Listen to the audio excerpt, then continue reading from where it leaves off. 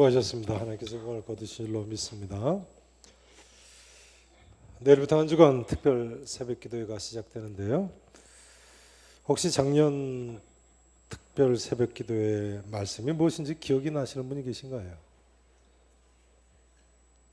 작년 특별 새벽 기도회 말씀이 무엇이었던가요?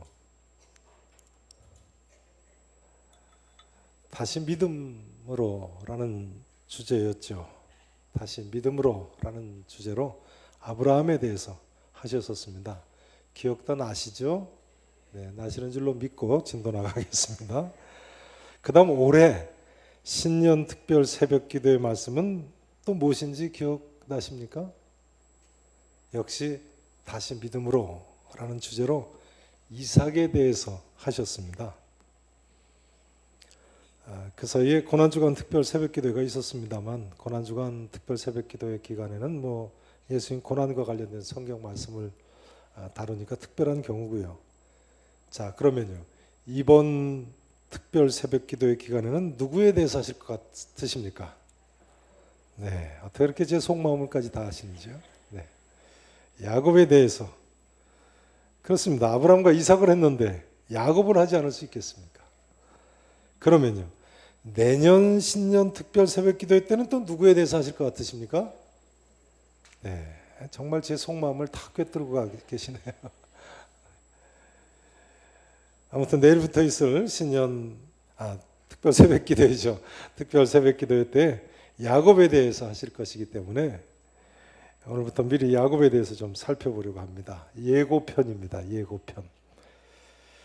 오늘 본문 사건은 유명한 사건이죠. 야곱이 형 이삭에게 팥죽 한 그릇으로 장자권을 사고 연세가 높으셔서 눈이 어두워진 아버지 이삭을 속이고 형 에서의 축복을 가로채고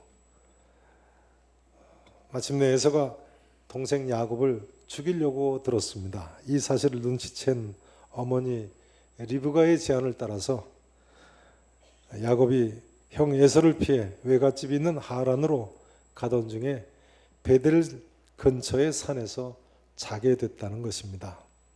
베델은 지난번에 사진을 보여드렸습니다만 에브라임 산지에 있습니다. 이스라엘 중앙의 산지죠. 그런데 이 산지 어느 곳에서 야곱이 꿈에 하나님의 사자들을 만났다는 거예요. 그리고 하나님께서 자기에게 이렇게 말씀했다는 것입니다. 자, 먼저 28장 10절부터 좀 보시죠. 28장. 야곱이 브엘세바에서 떠나 어디로 향하여 갔습니까? 네, 외갓집이 있는 하란으로 향하여 가더니 한 곳에 이르러는 해가 진지라 거기서 유숙하려고 그곳에 한 돌을 가져다가 베개로 삼고 거기 누워 자더니 꿈에 본즉 사닥다리가 땅 위에 서 있는데 그 꼭대기가 하늘에 닿았고 또 본즉 하나님의 사자들이 그 위에서 오르락내리락하고 또 본즉 누가 그 위에 서서 말씀하셨다고요? 여호와 하나님께서 야곱에게 말씀하셨다는 거예요. 자, 그 내용은 좀 이따 보시고요. 이제 16절, 17절 말씀을 보시겠습니다. 16절, 17절 같이 읽으십니다. 야곱이 잠이 깨어 이르되 여호와께서 과연 여기 계시거늘 내가 알지 못하였도다. 이에 두려워하여 이르되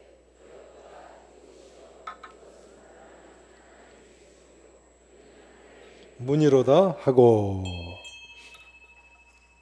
야곱은 오늘의 이 베델 사건을 통해서요, 하나님이 나와 함께 하심을 확실히 깨달아 알게 됐습니다. 여호와께서 과연 여기 계시거늘 내가 알지 못하였도다 하고 그곳을 베델, 하나님의 전이라고, 하나님의 집이라고 불렀습니다.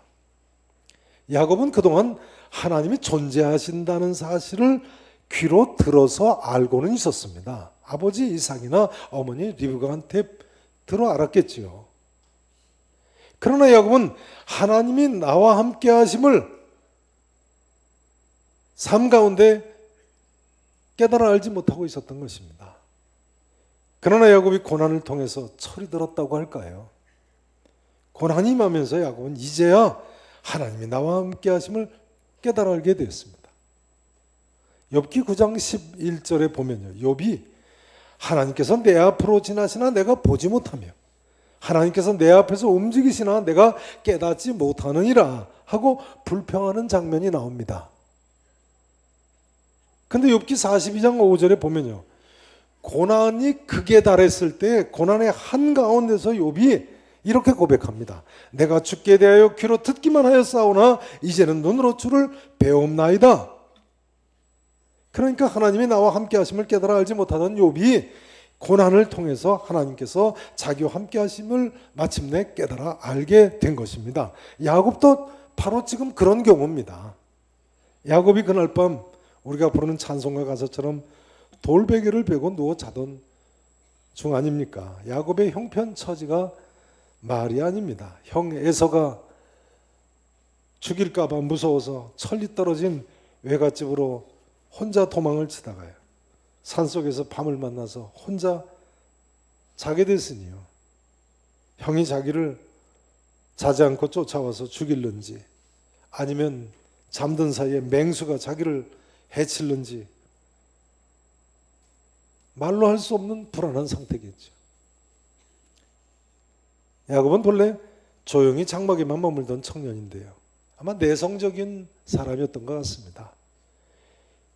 근데 벼랑간 부모님 곁을 떠나서 도망자가 돼가지고 앞길이 막막하고 신세가 처량합니다. 불안하기가 이를 데가 없습니다. 그러나 야곱은 욥과도 같이 이런 큰 고난 중에 하나님이 나와 함께 하심을 확실히 깨달아 알게 된 거예요. 야곱이 깨달았다기보다 하나님께서 깨달아 알게 하셨다고 하는 것이 더 옳겠죠.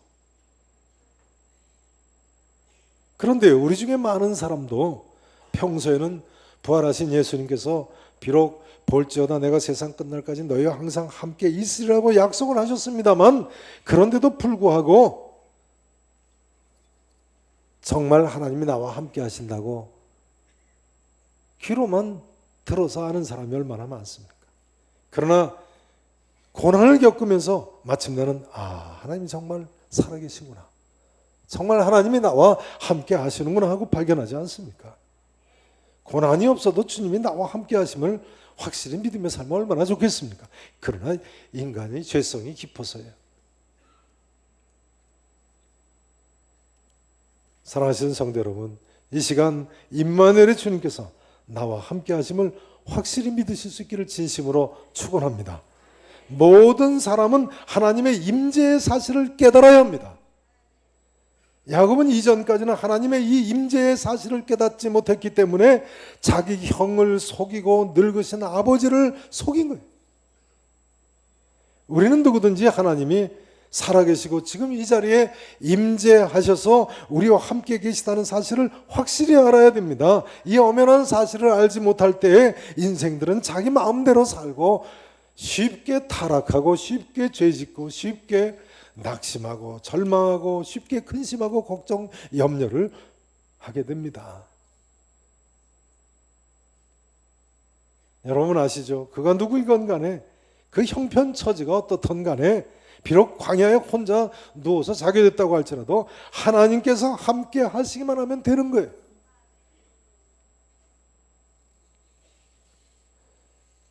비록 우리가 부르는 찬송가 가사처럼 내 고생하는 것 옛 야곱이 돌베개 베고 잠 갔다고 고백할 수밖에 없는 처지라고 할지라도 하나님께서 함께 하시기만 하면 될 줄로 믿습니다. 야곱을 보세요. 야곱을 보세요.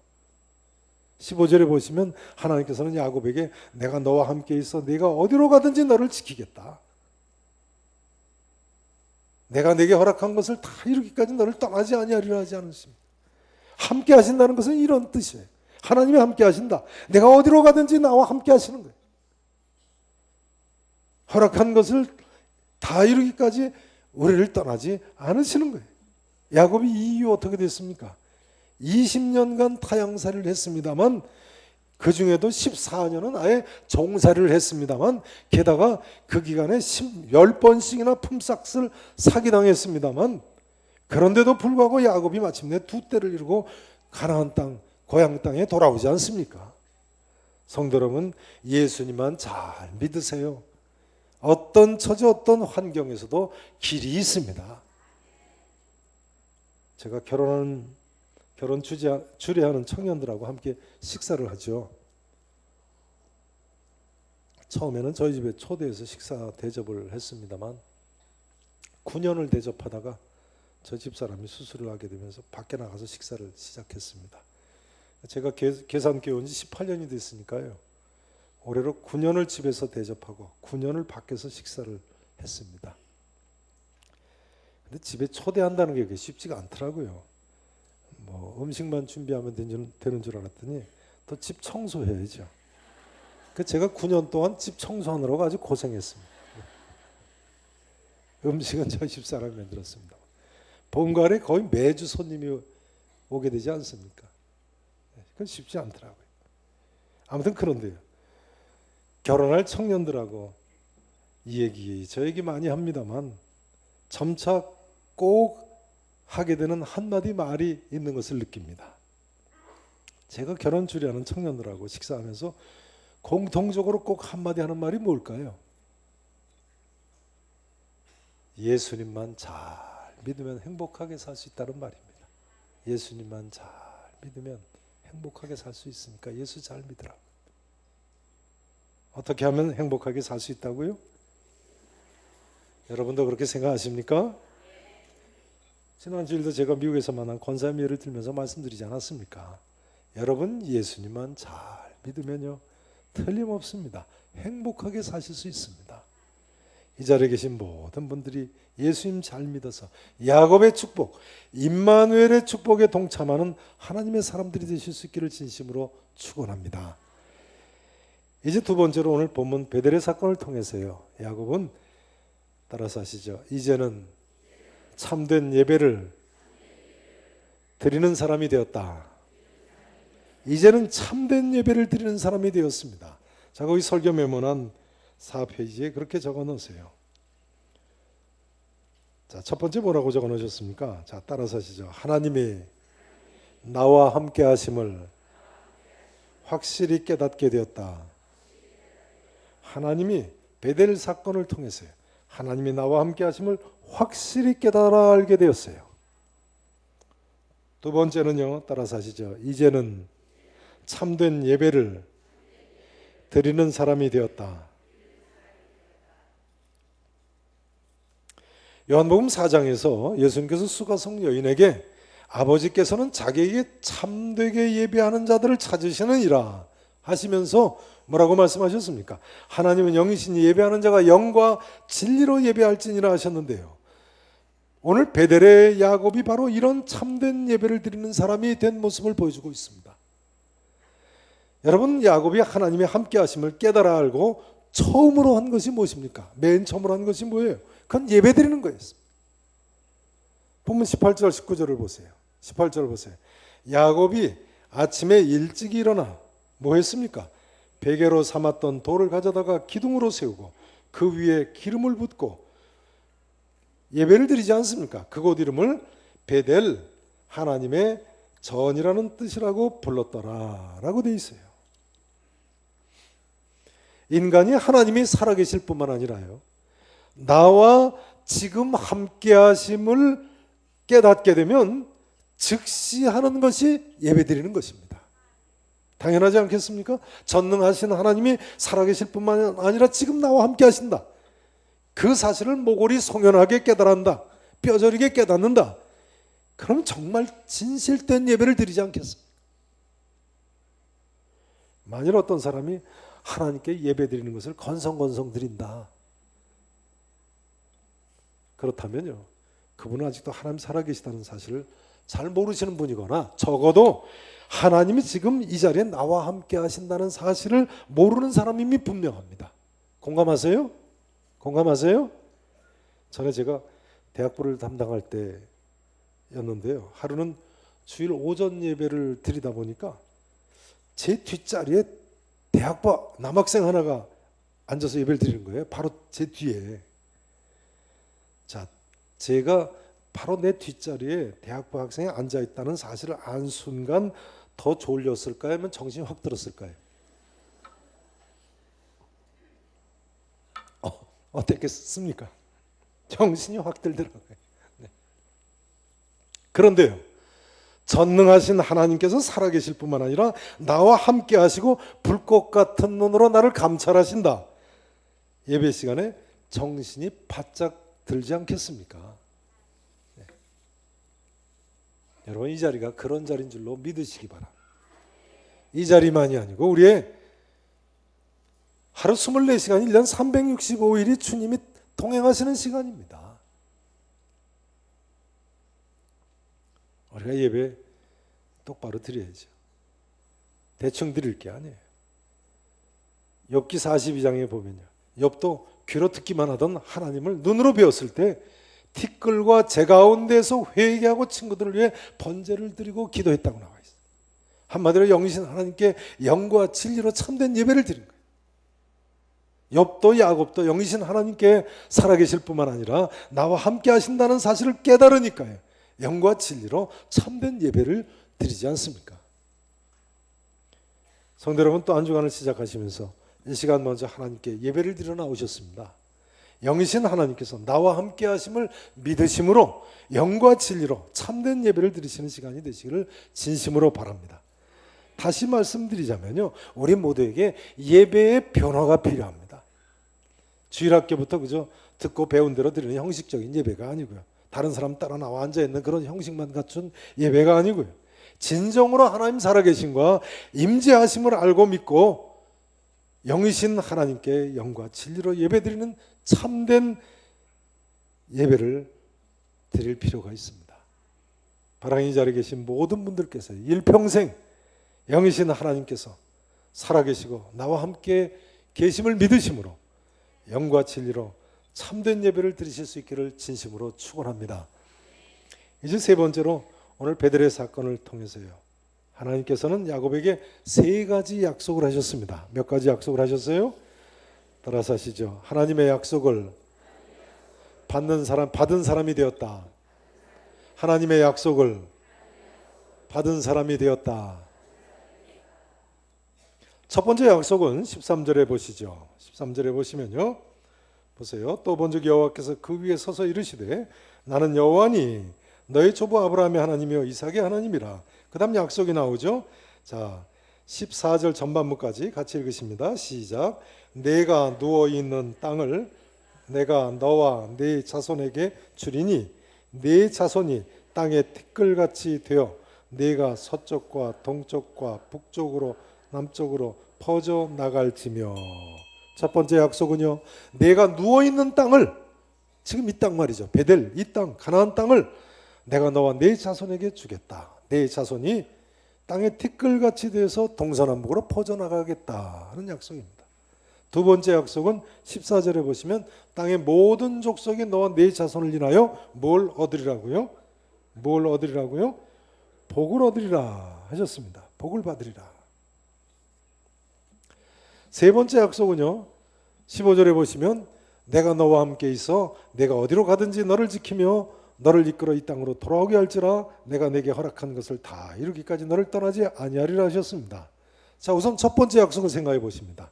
내가 누워있는 땅을 내가 너와 네 자손에게 주겠다. 네 자손이 땅에 티끌같이 돼서 퍼져나가리라.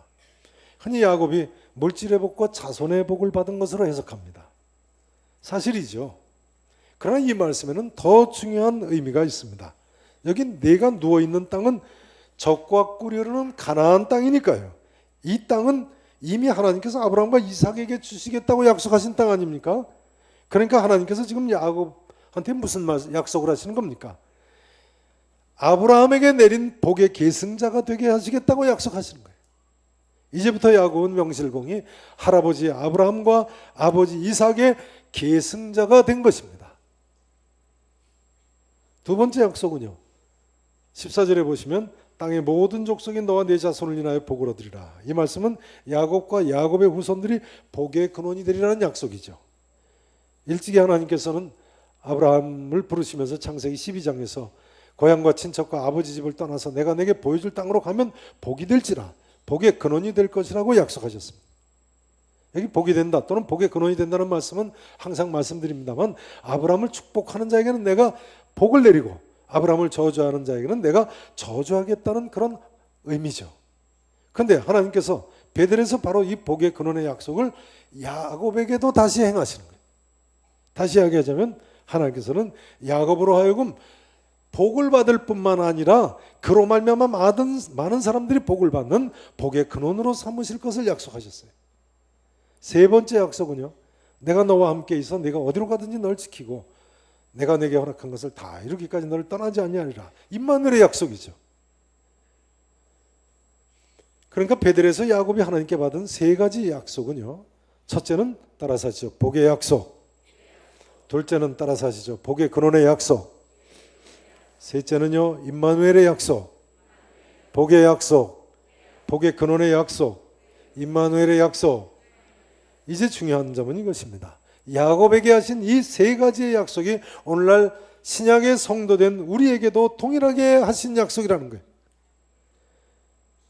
야곱에게 하신 이 세 가지 약속, 누구에게도 하신 약속이라고요? 우리에게도, 나에게도 하신 약속입니다. 그렇지 않습니까? 우리도 예수님 때문에 복받게 된 사람들이고요, 예수님 때문에 복의 근원이 된 사람들이고요, 예수님 때문에 임마누엘의 은혜가 가능해진 사람들입니다. 약속, 첫 번째 약속부터 생각을 해보시겠습니다. 13절, 네가 누워있는 땅을 내가 너와 네 자손에게 주리니 땅의 자손이, 네 자손이 땅에 티끌같이 돼서 동서남북에 퍼져나갈 것이다. 오늘 신약의 성도된 우리들이요, 믿음으로 아브라함의 자손이 돼서 이 축복을 누리게 됐습니다. 그러므로 사도 바울이요, 갈라디아서 3장 7절에서 신약의 성도된 우리에게 이렇게 이야기했어요. 따라서 하시죠. 아브라함의 자손인 줄 알지어다. 누구한테 한 이야기예요? 오늘 우리가 아브라함의 자손인 줄 알지어다 했어요. 그러니까 우리가 바로 야곱이 바로 우리의 이야기군요. 창세기 28장의 야곱의 이야기는 곧 누구의 이야기예요? 우리의 이야기예요. 따라서 하시죠. 아브라함의 자손인 줄 알지어다. 아브라함의 자손 야곱의 이야기는 곧 우리의 이야기가 되는 것입니다. 야곱이 받은 두 번째 약속은 어떻습니까? 땅의 모든 족속이 너와 네 자손으로 말미암아 복을 받으리라. 이 약속도요, 신약의 성도된 우리들이 영적인 아브라함의 후손이 되므로 복의 근원이 돼서 그대로 이루어졌습니다. 여기 보세요. 이 냉수 한 그릇만 줘도 하나님께서 결단코 그 사람에게 상을 잃지 않게 상을 주시겠다고 말씀하셨잖아요. 이 냉수 한 그릇 누가 저한테 주셨는지 모르겠어요. 하나님이 상 주실 줄로 믿습니다. 우리에게 냉수 한 그릇만 줘도 하나님께서 그 사람을 축복해 주시는 멋진 자리에 이렇게 설 수 있게 된 거예요. 세 번째 약속은 어떻습니까? 내가 너와 함께 있어 내가 어디로 가든지 너를 지키겠다. 너를 이끌어 이 땅으로 돌아가게 할지라. 내가 내게 허락한 것을 다 이루기까지 너를 떠나지 아니하리라. 이 약속은요, 부활하신 예수님께서 세상 끝날까지 너희와 항상 함께 하시리라 하므로 오늘날 우리가 임마누엘의 약속을 누리게 된 거예요. 내가 너를 이끌어 이 땅으로 돌아오게 할지라. 우리의 본향은 어디예요? 우리의 본향은 어디예요? 영원한 천국 아닙니까? 그 본향으로 우리를 이끄는 날까지 우리 하나님 우리와 항상 우리 곁에 함께 하실 줄로 믿으시기를 축원합니다. 믿으셔야 돼요. 이제 말씀 증거를 마쳐야 되겠습니다. 야곱의 경우에 하나님께서 함께 하심을 알고 가장 크게 달라진 것은 이처럼 믿음이 좋아진 것이고요. 첫 번째는 이처럼 믿음이 좋아진 것이고요. 두 번째는 삶이 변했다는 거예요. 삶이 변하기 시작했다는 거예요. 뭐가 변하기 시작했다고요? 삶이 변하기 시작했어요. 물론 야곱의 삶이 온전히 변하기까지는 거의 평생이 걸립니다. 이제 그 평생에 걸친 야곱의 삶의 변화를 내일 새벽부터 이제 살펴보시는 겁니다. 아무튼 야곱은 베델에서 하나님의 임재를 깨달아 알면서부터요, 삶이 변하기 시작했어요. 20절 이하 22절까지 한번 보시죠. 야곱이 세 가지 서원을 했는데요. 보세요. 야곱이 서원하여 이르되 하나님이 20절입니다. 나와 함께 계셔서 내가 가는 이 길에서 나를 지키시고 먹을 떡과 입을 옷을 주시어 내가 평안히 아버지 집으로 돌아가게 하시면 하나님께서 약속대로 나를 이렇게 지키시고 다시 이 땅에 돌아오게 하시오면, 이런 이야기죠. 자, 첫 번째 서약이 뭐예요? 서원이 뭐예요? 같이 읽으십니다. 시작. 여호와께서 나의 하나님이 되실 것이요. 두 번째 서원은요. 시작. 내가 기둥으로 세운 이 돌이 하나님의 집이 될 것이요. 세 번째 서원은요. 다 같이 읽으십니다. 하나님께서 내게 주신 모든 것에서 10분의 1을 내가 반드시 하나님께 드리겠나이다 하였더라. 야곱이 이처럼 세 가지 서원을 했는데요. 이제 드디어 야곱의 삶의 변화가 시작되는 것입니다. 그렇지 않습니까? 여호와 하나님을 나의 하나님으로 섬기겠습니다. 여호와께서 나의 하나님이 되실 것이다. 내가 기둥으로 세운 이 돌이 하나님의 집이 될 것입니다. 베델에 하나님의 전을 세우겠다고 서약을 합니다. 하나님께서 내게 주신 모든 것에서 10분의 1을 내가 반드시 하나님께 드리겠나이다. 11조를 하나님께 드리겠다죠. 삶이 변한 거죠. 이건 보통 삶의 변화가 아니죠. 물론 야곱이 평생 걸려서 이렇게 변합니다. 평생 걸려서. 진작부터 좀 이렇게 변하면 얼마나 좋겠습니까? 그 스토리를 이제 내일부터 하십니다. 이제 한마디로 말씀드린 것을 마쳐야겠습니다. 사랑하시는 성도 여러분, 아브라함과 이삭과 야곱의 하나님께서 지금도 살아계셔서 우리와 함께 계신 줄로 믿으셔야 됩니다. 나와 함께 하심을 믿으시기 바랍니다. 이 사실을 확실히 믿으시고 이 자리에 나오신 모든 분들께서요, 영이신 하나님께 영과 진리로 참된 예배를 드리시고 하나님의 약속을 누리실 수 있기를 우리 구주 예수 그리스도 이름으로 간절히 축원하겠습니다. 기도하십니다.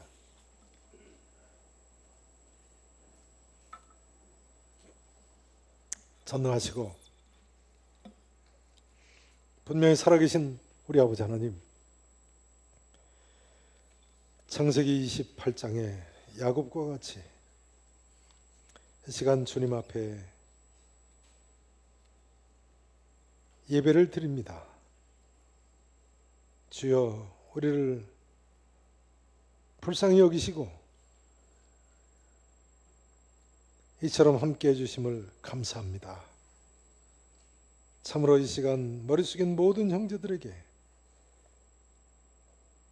여호와 하나님을 귀로 들어서 아는 것이 아니고 맛보아 알고 하나님의 은혜에 감격하고 임마누엘의 주님과 예배드리며 동행할 수 있는 축복의 삶을 살게 해 주시옵소서. 우리와 우리의 자녀들에게 하나님의 약속을 믿고 의지하며 하나님 원하시는 대로 살 수 있는 복된 삶을 살게 해 주시옵소서. 이 길만이 우리도 사는 길이고 우리나라와 민족이 사는 길인 줄로 믿습니다. 창세기 28장에 야곱과 같은 약속을 받은 우리가 하나님의 약속을 소홀히 여기지 않게 해주시옵시고 하나님, 꿈에라도 주님 원하시는 대로 살 수 있는 주의 종들이 되게 해 주시옵소서. 살아계신 예수 그리스도 이름으로 간절히 축복하며 기도합나이다. 아멘.